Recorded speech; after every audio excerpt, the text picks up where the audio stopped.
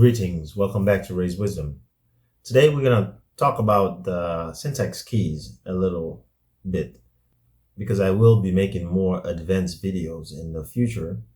So this is like a touch on the foundation of the syntax keys and how they are used and their function when you use them to syntax. What are the do's and don'ts with them and how to correctly use them for the syntax of a document. Now, we're going to start with number 0, which is a conjunction. As we touched before, a conjunction is a and a or. And, which is a command, and or, which is an option, either, a choice. And I can say the conjunction is one of the ones that you could go freely in a document and look for all the conjunction and put a 0 on top of it. I can't really say that for the other ones in that way. And number 1, we have the adverb. Well, adverb, what is adverb? Adverb is a modifier. It's actually a no verb. AD means no. So an adverb modify a word behind it into a verb or into a adjective. And those are the only 2 words an adverb can modify. You can only modify a word into a verb or into a adjective. Now the second one, number 2, which is verb. Now as we know in quantum grammar, there's only 2 verbs. Is, which is singular, and are, which is plural. And we only put 1 verb in a sentence in quantum grammar. Now, in the fiction babble language, any word can be a verb. We would put a 2 on top of it. And the verb don't modify anything. The verb get modified by the adverb. And the verb and the pronoun is the only 2 syntax keys you can end a sentence. You're only going to find at the end of the sentence, the fiction document sentence, you're only going to find a pronoun or a verb. And number 3 is your adjective. That's another modifier. It colors words. It colors the word behind it into a pronoun. Only a pronoun and another adjective could come behind a adjective. So an adjective can modify another adjective or a pronoun. And as we know from my other video, an adjective is a tangible contract, fact-based word, meaning it's a word that you and I can certify. We know what it is. Unlike the adverb, which is a non-tangible contract, non-fact-based word or term, like the word the, in, and out. Those are non-tangible contract words. We cannot hold them or taste them or eat them. Whereas the adjective, which is the tangible contract words, a car, house, etc. And our 4th one, well, this is our pronoun. And our pronoun can be any word in the English language when syntaxing. And you can begin a sentence, well, you'll find that majority of a fiction sentence begins with a pronoun, can begin and end with a pronoun, depending on the sequence it's following. And 5th one, which is where we get to the juicy parts, is the position. We touch on the positional word, which is for, by, with, of. For is what you begin a sentence with in correct sentence structure.